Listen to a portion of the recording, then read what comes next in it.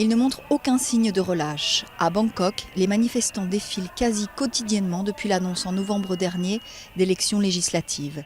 Leur meneur, Suthep Thaugsuban, est une figure de l'opposition. Ses partisans et lui sont déterminés à tout faire pour empêcher les électeurs de se rendre aux urnes.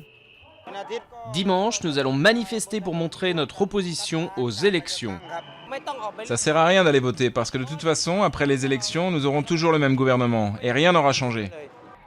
Les manifestants réclament le report du vote. Ils demandent d'abord des réformes contre le système corrompu développé selon eux par la première ministre Yingluck Shinawatra et son parti. La principale formation d'opposition, le Parti démocrate, soutenu par les élites royalistes, boycotte elle aussi les législatives de dimanche. Je pense qu'un processus de réforme doit être enclenché afin que le peuple ait confiance dans le fait qu'après les élections, le gouvernement élu ne commettra pas d'abus de pouvoir comme cela a été le cas ces dernières années. Même s'ils participaient au scrutin, les démocrates auraient peu de chances de l'emporter. Le parti au pouvoir reste très populaire, notamment dans le nord et le nord-est rural du pays. Et le parti d'opposition n'a pas remporté d'élection nationale en 20 ans.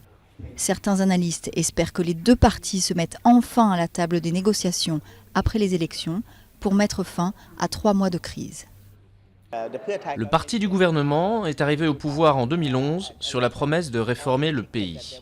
C'est pour cela qu'il a voulu amender la Constitution ou rédiger une nouvelle Constitution. Les partisans de Suthep réclament eux aussi des réformes. Donc en cela, ils ont un point en commun. Un vote anticipé a été organisé pour les Thaïlandais ne pouvant se déplacer le jour des élections. Les manifestants ont empêché plusieurs d'entre eux d'entrer dans les bureaux de vote. Le même scénario devrait se reproduire dimanche, à plus grande échelle.